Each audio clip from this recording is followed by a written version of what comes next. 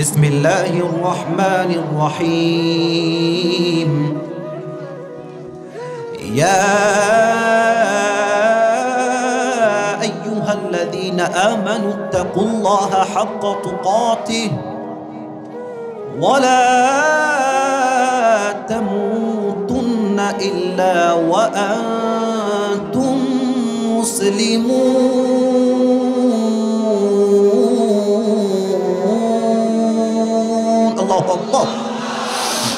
আল্লাহ তাআলা বলছেন, O you who believed, fear your Lord as he should be feared.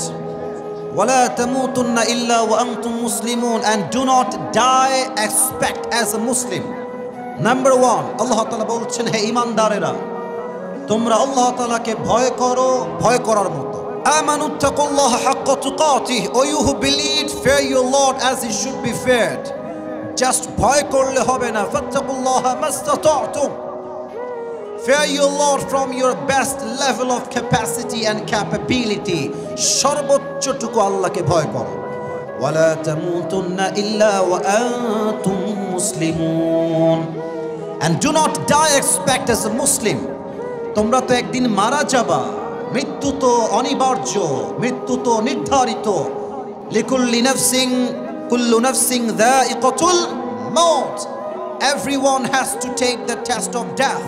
প্রত্যেকটা মানুষকে মৃত্যুর স্বাদ গ্রহণ করতে হবে। আল্লাহ বলছে, মরতে যেহেতু হবে, প্রকৃতপক্ষের মুসলমান না হয়ে মারা যেও না। বলেন তো, এই দুইটা মেসেজ দিয়েছে একজন, সেই রবকে। ডানে সব বীর পুরুষগুলো আওয়াজ বেশি জোরে, এদিকে আওয়াজ নাই, বলেন সবাই, সেই রবকে আল্লাহ। এবার আসেন আমরা ব্যাখ্যায় ঢুকে যাওয়ার ট্রাই করি। তাকওয়া এই শব্দের প্রথম আমি তাফসীর পেশ করতে চাই। আগে বলতে চাই, তাকওয়া অর্জন করলে লাভটা কি? তিনটা লাভ বলছি। আমার কথা কি বোঝা যায় কাহালুর ভাইয়েরা, বগুড়ার ভাইয়েরা? আই এম ট্রাইং বেস্ট, যতটুকু পারা যায় পরিবেশকে সর্বোচ্চ আয়ত্তে রেখে কথা বলা ট্রাই করছি। আবারও বলছি, জাস্ট ভালোবাসার জন্য। আমার কথা কি বোঝা যায়? তাকওয়ার ব্যাখ্যা বুঝবেন। তাকওয়া অর্জন করলে লাভটা কি হবে? আগে ব্যবসার লাভ বলে দেই। ব্যবসা করতে আপনারা সবাই ইন্টারেস্টেড হবেন ইনশাআল্লাহ। আল্লাহ তাআলা বলছেন, ওয়ামান ইয়াত্তাকিল্লাহা ইয়াজআল লাহু মাখরাজা, whoever fear of his Lord, Allah will make a way out for them. আল্লাহ তাআলা বলছেন, যেই বান্দা আমি আল্লাহকে ভয় করে, তার জীবনে যত কষ্ট আসুক, যত বড় বিপদ আসুক, টাকা নাই, পয়সা নাই, গাড়ি নাই, বিয়ের বয়স হয়েছে, বউ নাই, কত কষ্ট যুবকদের জীবনে, মেয়েদের জীবনেও কষ্টের শেষ নাই। আল্লাহ বলছেন যে আমি আল্লাহকে ভয় করবে, তাকওয়া অর্জন করবে, সে যত বড় বিপদগ্রস্ত হোক না কেন, তাকে আমি আল্লাহ নিজেই সঠিক রাস্তা খুলে দিব। সুবহানাল্লাহ পড়বেন না আপনারা? এক নাম্বার। দুই, এই আয়াতে আল্লাহ বলছেন, ওয়ায়ারযুকুহু মিন হাইসু লা ইয়াহতাসিব, and Allah will provide the sustenance from the sources they could never imagine before. যেই বান্দা আল্লাহর উপরে তাওয়াক্কুল রেখে তাকওয়া রাখে, আল্লাহকে ভয় করে, আল্লাহ তাকে এমন জায়গার থেকে রিজিক দিবে, খাবার দিবে, চাকরি দিবে, ব্যবসায় বরকত দিবে, এমনভাবে তাকে রিজিক আল্লাহ সাস্টেনেন্সকে প্রোভাইড করবে, সে কখনো এই রিজিকটা যে আসবে কল্পনাই করতে পারে নাই। সুবহানাল্লাহ পড়বেন না সবাই?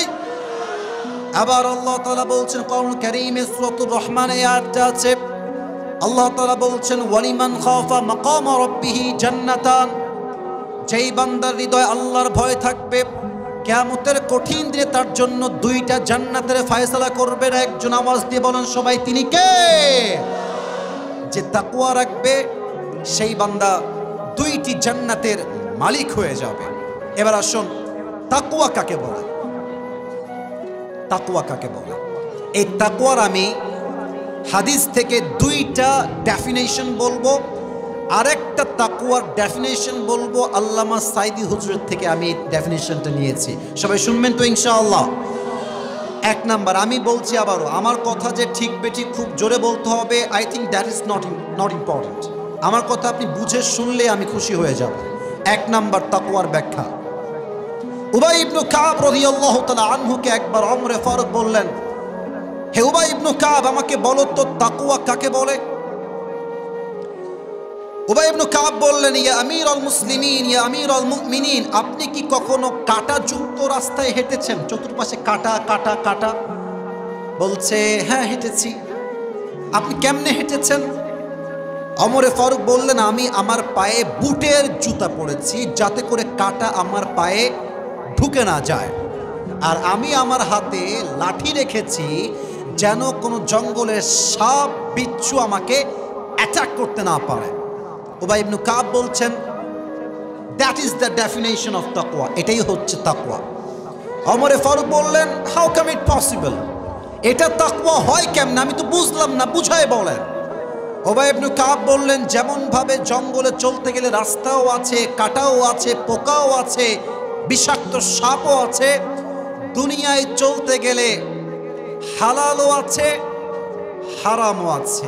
যদি বান্দা হারামকে অ্যাভয়েড করে হালালকে অ্যাকসেপ্ট করতে পারে, সেই বান্দা হবে আল্লাহর সবচাইতে মুত্তাকি বান্দা। সুবহানাল্লাহ পড়বেন না আপনারা?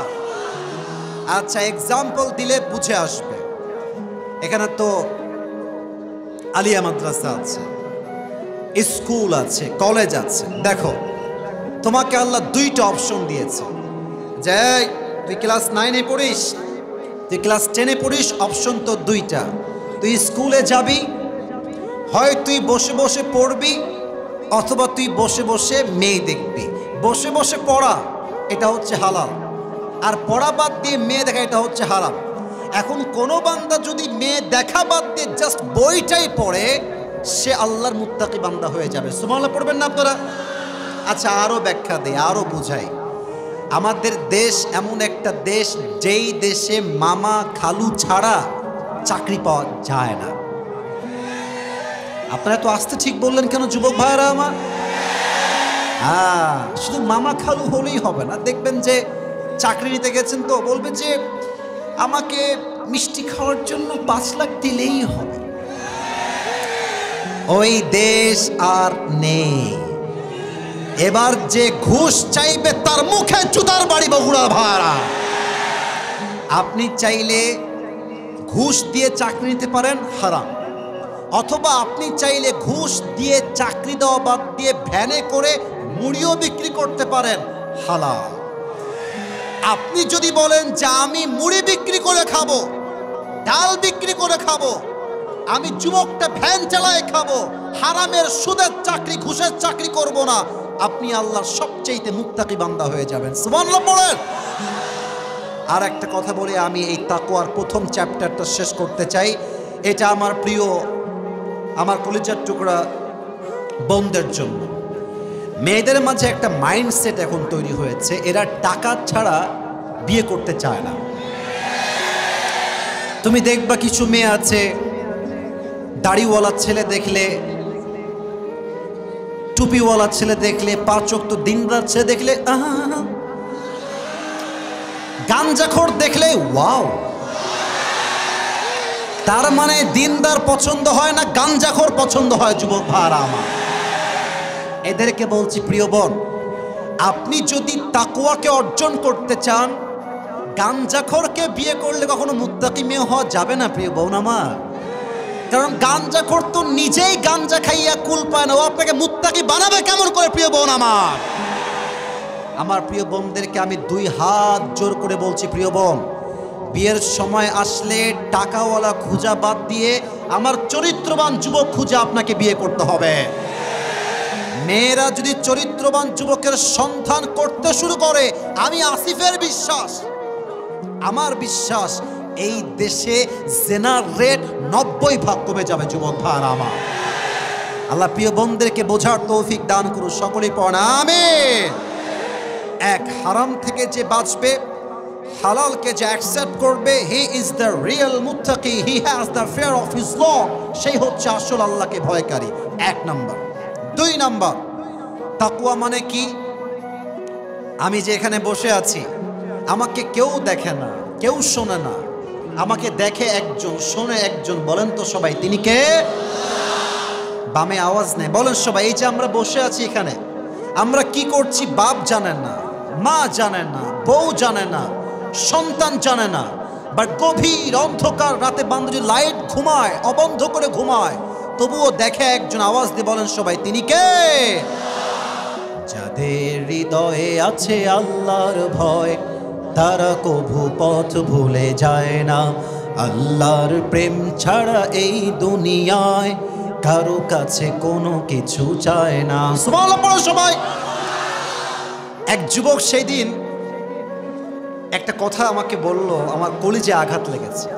আমি জাস্ট তাকওয়া বোঝাবার জন্য বলছি। এক যুবক বলল, হুজুর সেদিন বাসায় বাবা নাই, মা নাই, কেউ নাই, রাত বাজে 12টা বা 1টা।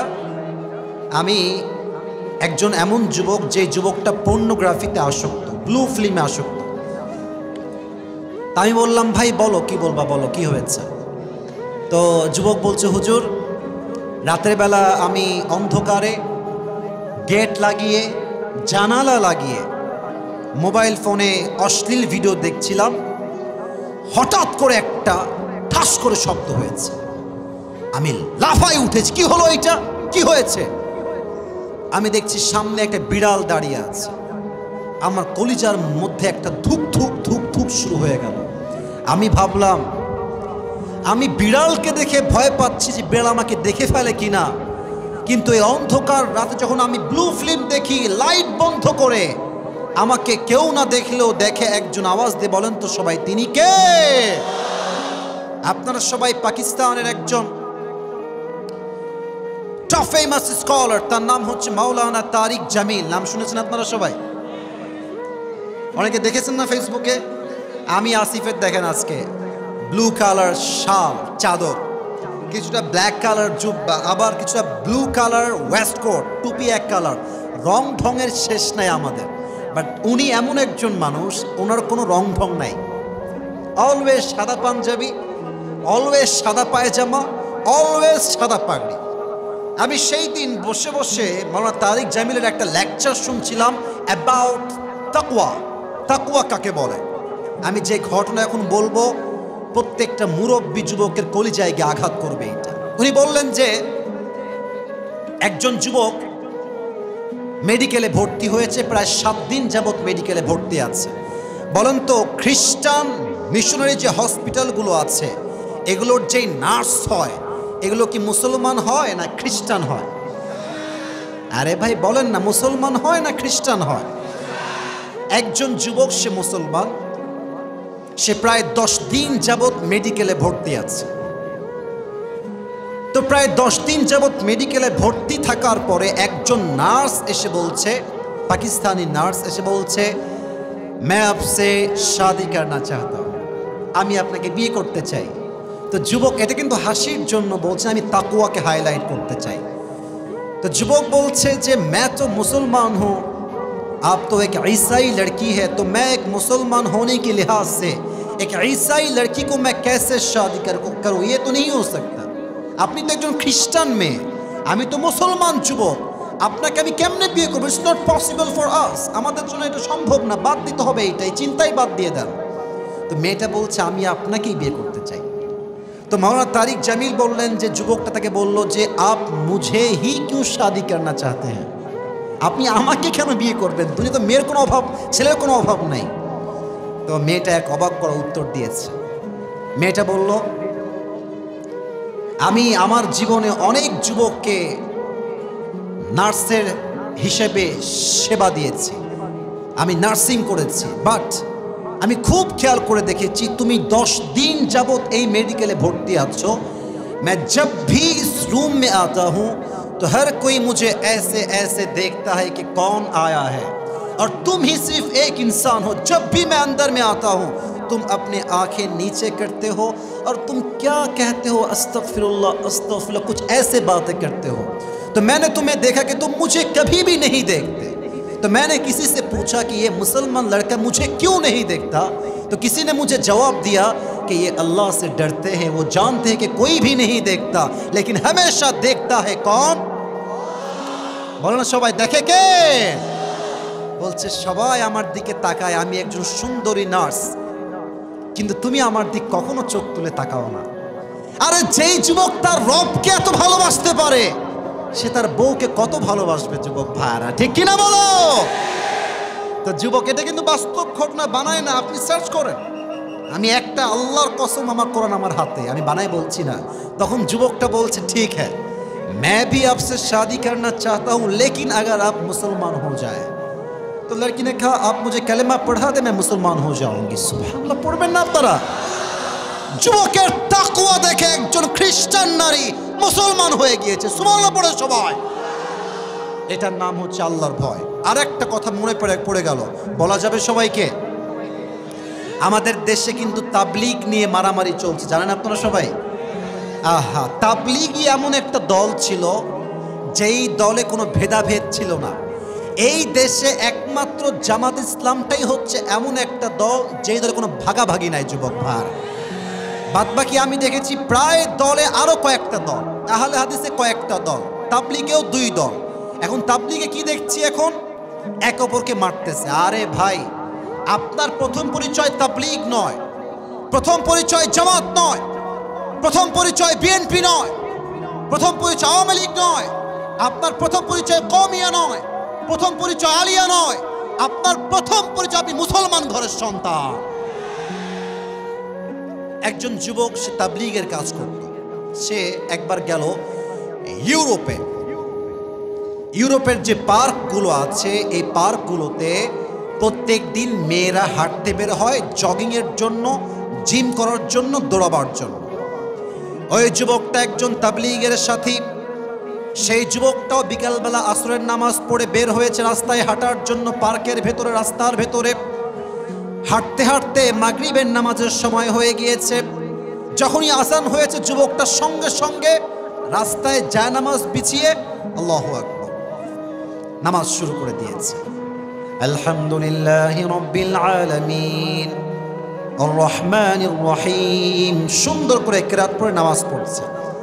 আর পাশে কিছু ইউরোপিয়ান মেয়েরা ছিল, তারা দেখছে একজন যুবক আসলো, কেমনে যেন এমনি হাত বাঁধলো, কি যেন সে পড়লো।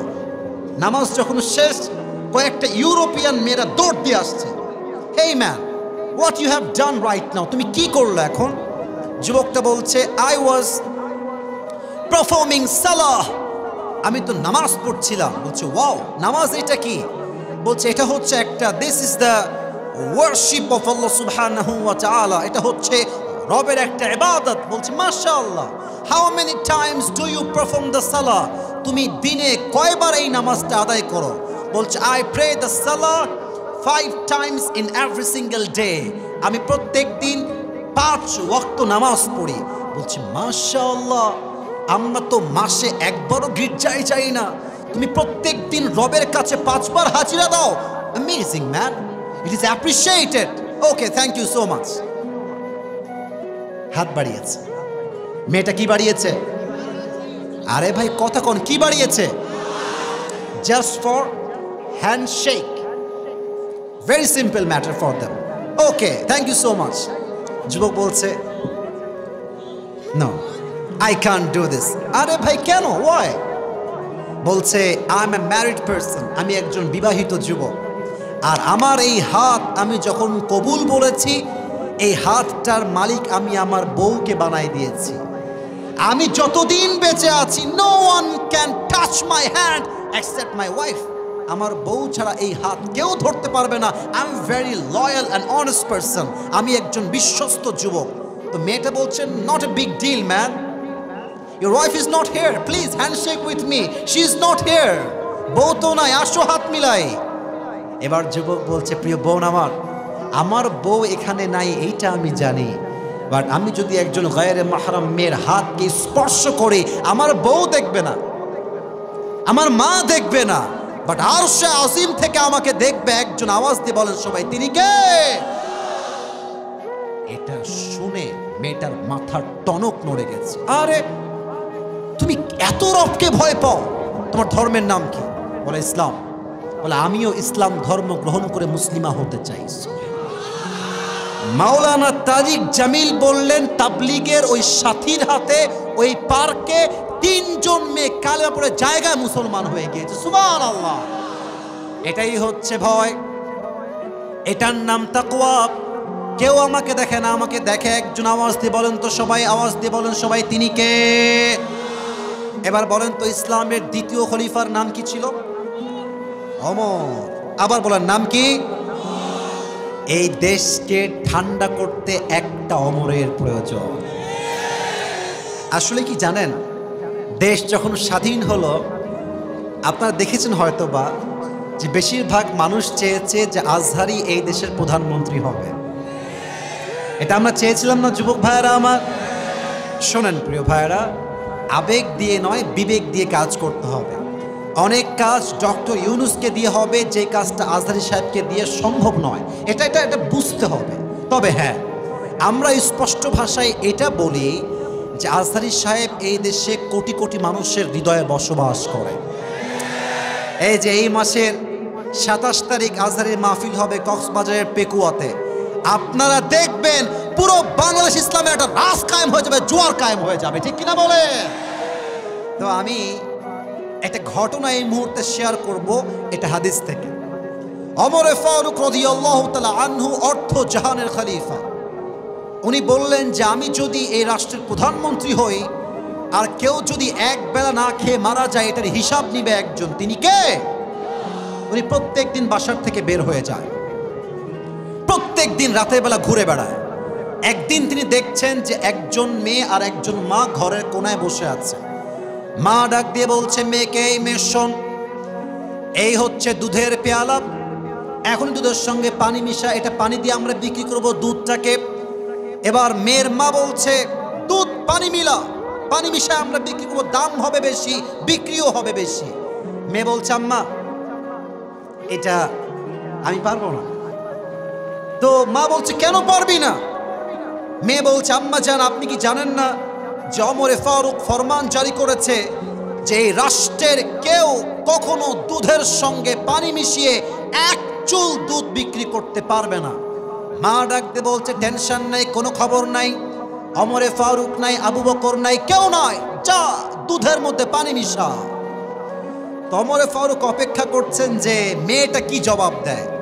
একটু পর মেয়েটা জবাব দিয়ে বলছে আম্মা জান, আমি জানি যেখানে ওমর ফারুক নাই, রাষ্ট্রের কেউ নাই, এই গভীর অন্ধকার রাতে যদি আমি দুধের মধ্যে পানি মিশাই, আমাকে কেউ না দেখলেও দেখে একজন। আওয়াজ দিয়ে বলেন সবাই, তিনি কে? এই কথা শুনে Omar Faruk was totally shocked, অবাক হয়ে গেছে। একটা মেয়ের মাঝে এতটা আল্লাহর ভয়। বাসাকে অ্যাড্রেস করেছে, একটা দাগ দিয়েছে বাসার গেটে, বাসায় চলে আসছে। এসে তার সন্তান, আমার আব্বা জান যারা আছেন কান খাড়া করেন, আমার মায়েরা যারা আছেন কান খাড়া করে এই কথাটা খুব মনোযোগ দিয়ে শুনবেন। ওমর ফারুক এসে বলছে আব্বা, ইয়া আব্দুল্লাহ ইবনে ওমর, হে আব্দুল্লাহ ইবনে ওমর, এদিকে আসো। তার ছেলে বলছে আব্বা তুমি কি বিয়ে করতে চাও? তো বলছে হ্যাঁ আব্বা বিয়ে করব, আমি বিয়ে করতে চাই। তো সে ভেবেছে পাত্রী তো হবে প্রিন্সেস, আমি তো প্রধানমন্ত্রীর ছেলে, আমার বউ তো হবে বিশাল ধনী ঘরের মেয়ে। তো বলছে আব্বা তোমার জন্য আমি যেই মেয়েকে পাত্রী হিসেবে সিলেক্ট করেছি সে কোনো প্রিন্সেস নয়, সে কোনো রাজকুমারী নয়, সে সামান্য একজন দুধ বিক্রেতার মেয়ে। বলছে আব্বা জান, আমার মতো ছেলেকে আপনি একজন সামান্য দুধ বিক্রেতার মেয়ের সাথে বিয়ে দিবেন কেন আব্বা জান? ওমর ফারুক বলছে হে আমার সন্তান, আমি ওই মেয়ের মাঝে এমন কিছু গুণ দেখেছি, যেই গুণটা দেখে কোনো যুবক যদি মেয়েকে বিয়ে করে তার সংসারটা সোনার সংসার হয়ে যাবে, ঠিক কিনা বলে? ছেলে বলছে আব্বা গুণটা কি বলেন? বলছে গুণটার নাম হচ্ছে তাকওয়া। আর তোমরা বিয়ের সময় খোঁজো আটা সুন্দরী কোথায় পাওয়া যায়। হ্যাঁ সোনামণি, বাস খাওয়ার আগেই সোজা হয়ে যাও। মনে রাখবা আজকালকার মেয়েদের বাহিরে যেমন মনে হয় अंदर में वैसा नहीं है मेरे दोस्त, दाल में कुछ काला तो जरूर है। এই কথা কি আমি মিথ্যা বললাম না সত্যি বললাম? তোমাদের বগুড়ার মমইন আছে না? আমি একদিন গেছিলাম ঘুরতে, মাশাআল্লাহ যত মেয়ে প্রেম করছে তার 80% বোরকাওয়ালিরাই প্রেম করছে যুবক ভাইরা আমার। এখন বোরকা পড়েছে এমন ভাবে, হাতেও মোজা পায়েও মোজা, यार ये तो अभी कभी जन्नत से भाग के दुनिया में आई है यार। এত বোরকাওয়ালি মেয়ে প্রেম করে কেমনে? আসলে ব্যাপারটা হচ্ছে উপরে ফিটফাট, ভেতরে পুরোটাই সদরঘাট। অতএব বিয়ের সময় আটা সুন্দরী নয়, নায়িকা নয়, টিকটকার নয়, একমাত্র মুত্তাকি চরিত্রবান মেয়ে আমার বউ হওয়ার যোগ্যতা রাখে। আল্লাহ যুবকদেরকে বোঝার তৌফিক দান করুন, সকলেই দিল খুলে পড়ুন আমিন। আর মাত্র 10টা মিনিট সময় আছে। আমি যা দেখতে পাচ্ছি সকলের পরিবেশ, চুপচাপ বসে সবাই শুনছে, এটাই প্রমাণ এই বগুড়ার মাটি পুরোটা ইসলামের ঘাঁটি। যুবক ভাইরা আমার, ঠিক কিনা বলো? সবাই দুই হাত তোলেন, সবাই দুই হাত তোলেন। আমাকে একটা ওয়াদা করতে হবে। একটা প্রবাদ বাক্য আছে না যে শেষ ভালো যার, যে স্যাররা বলে আপনারা কর না, শেষ ভালো যার সব ভালো তার। আমাকে ওয়াদা করুন আগে, আগে একটা সবাই কাশি দেন। আমি যা বলতে বলি আপনারা সবাই বলবেন। বলেন সবাই হুজুর। এই শুনি নাই, বলেন সবাই হুজুর। আমরা আপনাকে ওয়াদা দিলাম আর 10 মিনিট আপনাকে সময় দিয়ে দোয়া করে তারপরে বাসায় যাব। তার আগে আমরা কেউ বাসায় যাব না। এই হাত দেখি নাই, হাত দেখি নাই। বাসায় যাব না। বলেন সবাই দিল থেকে ইনশাআল্লাহ। এবার যদি কেউ দোয়া ছাড়া উঠে যায়, আল্লাহর হাবিব বলেছেন লা ঈমানা লাহ লিমান লা আমানা লাহ। যার কথা ঠিক নাই তার ঈমানের ঠিক নাই, ঠিক কিনা বলে? এবার বলেন সবাই, ইসলামের প্রথম খলিফার নাম কি ছিল? আবু বকর। প্রথম খলিফার নাম হচ্ছে আবু বকর রাদিয়াল্লাহু তাআলা আনহু। আমাদের দেশের আগের যিনি প্রধানমন্ত্রী ছিলেন, মাননীয় কনফার্ম জান্নাতি আমাদের প্রধানমন্ত্রী শেখ হাসিনা আপা,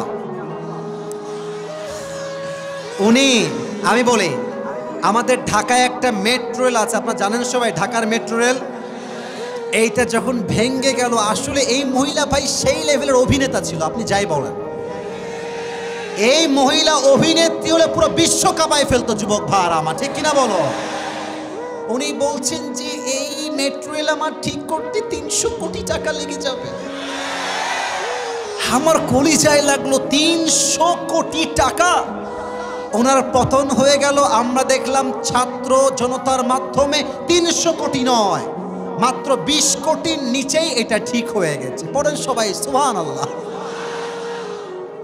তাহলে বোঝেন, এই বাটপারি করে করে করে এই দেশের মাটির থেকে হাজার হাজার কোটি টাকা তারা বিদেশের মাটিতে পাচার করেছে বগুড়ার ভাড়া আমার। আর একটা ছিল কাউয়া কাদের। এই বাটপার কোথায় এখন? লম্বা লম্বা চাটাম দিত এই বাটপার একটা। মিয়া, এখন বাংলাদেশের মানুষ আর সহ্য করবে না। কোন নেতা ইসলাম বিরোধী স্লোগান দিলে ওখানে জুতার পিটাতে সোজা করে দেবে। যুবক ভাইরা আমার, যেই নেতা মাহফিল করতে দিবে, ইসলামের পক্ষে কথা বলবে, স্যালিউট স্যালিউট আপনাকে। আপনি আমার কোনে বিপক্ষে কথা বলবেন, রসুলের শানে আঘাত করবেন, আপনাকে আমি হত্যা করেই ছাড়বো। যুবক ভাইরা আমার, বলবেন হত্যা হুজুর? হ্যাঁ, এটাই নিয়ম। নবীর শানে যে কটূক্তি করবে, ওর কল্যাণ না হটানো পর্যন্ত মুসলমানদের গায়ের রক্ত ঠান্ডা হবে না, ঠিক কিনা বলে? আবু বকর রাদিয়াল্লাহু তাআলা আনহুর কাছে তার সন্তান আসছে, শেষ হাদিস এটা আমার। এসে বলছে, আব্বাজান আমাদের একটা ছোট্ট আবদার আছে, একটা ছোট্ট আবদার। তো বলছে কি আবদার বলো?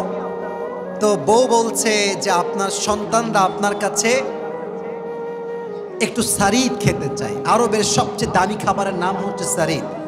তো বলছে না, সারিদ যে খাওয়াবো আমার কাছে কোনো অর্থ সম্পদ কিছু নাই, আমাকে তোমরা মাফ করে দিও। আচ্ছা প্রিয় ভাইরা, বুঝে বলেন তো, রাষ্ট্রে যেই পরিমাণ আবু বকরের সম্পদ আছে, উনি চাইলে এক টুকরা সারিদ কিনতে পারে কি পারে না? বলো সবাই, পারে কি পারে না? বলছে আমি মাফ চাই, আমি পারবো না, আমাকে তোমরা মাফ করে দিও। তো বলছে ঠিক আছে আব্বাজান, কোনো আপত্তি নাই। সন্তানরা চলে গেছে, আবু বকরও বের হয়ে গেছে। আফটার 3 মান্থস, প্রায় 3 মাস পরের কথা, আবু বকর বাসায় আসছে, তার বউ একটা প্লেট নিয়ে এসে বলছে, এই নেন এক টুকরা সারিদ আপনি খান। আবু বকর বলছে, আরে কই থেকে আসলো এই সারিদ? আমি তো কাউকে সারিদ কেনার টাকা দেই নাই, কই থেকে আসছে এই সারিদটা? তো বউ বলছে, আবু বকর টেনশন করবেন না, প্রত্যেক মাসে আপনি যে আমাকে হাত খরচের টাকা দেন, ওইটা বাঁচিয়ে বাঁচিয়ে বাঁচিয়ে আপনার জন্য আমি সারিদ কিনেছি, সন্তানের জন্য সারিদ কিনেছি, খান এইটা, এটা হালাল না, এটা হারাম না, এটা হালাল, নেন খান। আবু বকর ছোট্ট প্লেটটা নিয়ে এক টুকরা সারিদ খেয়েছে, খেয়েই বের হয়ে গেছে। রাষ্ট্রের এমপি মন্ত্রী সবাইকে ডেকে সঙ্গে সঙ্গে রাইট নাও একটা সংসদ ডাকলেন সবাইকে নিয়ে। সবাই তো অবাক, কিরে এত জরুরি তলব কেন, কি হয়েছে আবু বকরের, কি সমস্যা? আবু বকর ডাক দিয়ে বলছে, আমাকে তোমরা বেতন দাও কত? একজন বলছে বেতন হয় আপনার 30,000। কথার কথা বলেন সবাই, কত হাজার? না আমি শুনতে পাইনি, বলেন সবাই কয় হাজার? তো বলছে এটা আমার বেতন হবে না, তোমরা এটাকে কমায় 20,000 করে দাও। বলছে 20,000 কেন? আরো বাড়বে আপনার স্কেল অনুযায়ী, আপনার কমবে কেন?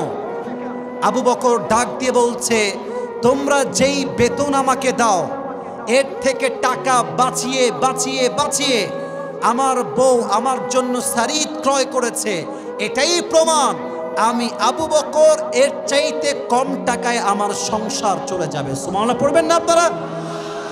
তো একজন সাহাবী বলছে, আবু বকর এটা আমি মানতে পারলাম না, এই সামান্য টাকার জন্য আপনি কমাই দিবেন? আপনি একজন প্রধানমন্ত্রী মানুষ, আপনার বেতন তো আরো বাড়বে দিন দিন, আপনি বাড়ান বেতন, কমাবেন কেন আপনি?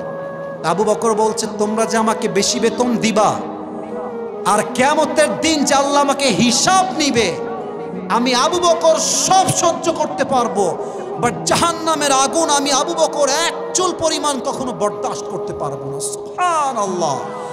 সামান্য কয়েক টাকার জন্য তিনি তার বেতনকে কমায় দিয়েছেন। কাকে বলে তাকওয়া? এই তাকওয়া আমার দেশের প্রধানমন্ত্রীর যদি হয়, এমপির যদি হয়, মন্ত্রীর যদি হয়, মেয়রের যদি হয়, চেয়ারম্যানের যদি হয়, মেম্বারের যদি হয়, এই পুরো দেশটাই সোনার বাংলাদেশ হয়ে যায়। বগুড়ার ভাইরা আমার, আল্লাহ সবাইকে এই তাকওয়া অর্জন করার তৌফিক দান করুক। সকলেই দিল খুলে জবান খুলে পড়েন আমিন। শেষ একটা কথা বলেই শেষ করতে চাই, সবাইকে উত্তর দিতে হবে। বলেন আমরা সবাই হিন্দু না মুসলমান? ভাই এটা এটা এটা ইমানের কথা। বলেন সবাই, আমরা সবাই হিন্দু না মুসলমান? আমরা কি সবাই খ্রিস্টান না মুসলমান? তাহলে আল্লাহ আমাদেরকে মুসলমান হতে বললেন কেন? এর কারণ আজকালকার মুসলমানরা জুব্বাও পরে, টুপিও পরে, দাড়িও রাখে, সুদও খায়, ঘুষও খায়। আপনাদের বগুড়া একজন হুজুর আছে, আপনারা সবাই চিনবেন, নাম হচ্ছে বজলুর রশিদ হুজুর। নাম তো শুনছেন? তো মানে কাহালুর সন্তান, যুবক ভাইরা, কথা ঠিক আছে না আমার? উনি বললেন যে উনি কোনো একটা জায়গায় মাহফিল করতে গেছে, বগুড়া নয়, হয়তো টাঙ্গাইল বা সিরাজগঞ্জ হবে। এটা আমি পরিপূর্ণ মুসলমান হওয়ার এক্সাম্পল দিচ্ছি, এটা বলে শেষ করব। তো বজলুর রশিদ হুজুর ওই এলাকায় মাহফিল করেছেন, ওয়াজ চলছে, রাত বাজে প্রায় 12টা, এই তো ওয়াজ শেষের দিকে চলে আসছে। এরই মাঝে একজন নেতা একদম মাঝখান দিয়ে আসছে আর ছেলে পেলে স্লোগান দিচ্ছে, আমার নেতার আগমন, শুভেচ্ছার স্বাগত। স্টেজে আসছে, আমি কিন্তু কোন নেতাকে অসম্মান করছি, জাস্ট ঘটনা বলছি বোঝাবার স্বার্থে। এসেই বলছে যে আমাকে ঢাকায় যেতে হবে, আমার একটা আর্জেন্ট কাজ আছে, আমাকে এই মুহূর্তে মাইক দেওয়া লাগবে। তো হুজুর বলছে, বগুড়ার থেকে ওয়াজ করতে আসছি অন্য জেলায়, মাইক খাওয়ার আগে মাইক দেওয়াই ভালো হবে। তো হুজুর মাইকটা দিয়ে দিয়েছে স্যারকে। তো নেতা সাহেব, আমি আবারও বলছি, সব নেতা একরকম নয়। এই নেতা আজও বাংলাদেশে এমন আছে যারা আদর্শবান নেতা, যুবক ভাইরা, ঠিক কিনা বলে? তো ওই নেতা এসে মাইক নিয়ে, আমি কেমনে বুঝাই, মাইকটা এমনি হাতে ধরে, সালাম কালাম কিছু নাই, ভাইরা আমার, নামাজ নামাজ নামাজ, নামাজ ছাড়া মুসলমানদের জীবনে কোনো গতি নাই। এমন ভাবে নামাজ নামাজ নামাজ। হুজুর বলছে ইয়ার ইয়ে তো अभी कभी जन्नत से भाग के दुनिया में आई है। এত ভালো নেতা, মাশাআল্লাহ, অনেক ভালো লেগেছে আমার। তো নেতা সাহেব বক্তব্য দিয়ে চলে গেছেন। তো নেতার দেখবেন কিছু চেলা চামুন্ডা থাকে, নেতার পেছনে অলওয়েজ ঘোরে, সবাই খারাপ না। তো এক ছেলেকে হুজুর বলছে এদিকে এদিকে এদিকে এদিকে। তো ছেলেটা দৌড় দিয়ে আসছে, হুজুর কি বলবেন? বলছে তোর কানটা আমার মুখের কাছে দে। তো ছেলেটা কানটা মুখের কাছে দিয়েছে। হুজুর বলছে মাশাআল্লাহ, তোদের লিডার তো অনেক ভালো রে, এত নামাজের ওয়াজ করলো, কমপক্ষে তো 70-80 টাকা তাহাজ্জুদ তো পড়ে, তাই না রে? তো ছেলেটা ভাষায় রাগ করবে না, হুজুর যা বলেছে আমি তাই বলছি। ছেলেটা বলছে হুজুর কিসের নামাজ আর তাহাজ্জুদ, এর সঙ্গে 5 দিন একসঙ্গেই আছি, এই শালা এক ওয়াক্ত নামাজও পড়ে না। তার মানে আপনি কি বুঝলেন? আজকাল আমরা নামে মুসলমান, কাজে আমরা মুসলমান হতে পারি নাই। আমরা যা বলি তা আমরা করি না, আর যা আমরা বলি না তা আমরা করি। লিমা তাকুলুনা মা লা তাফআলুন, এটাই হচ্ছে মুনাফিকের পরিচয়।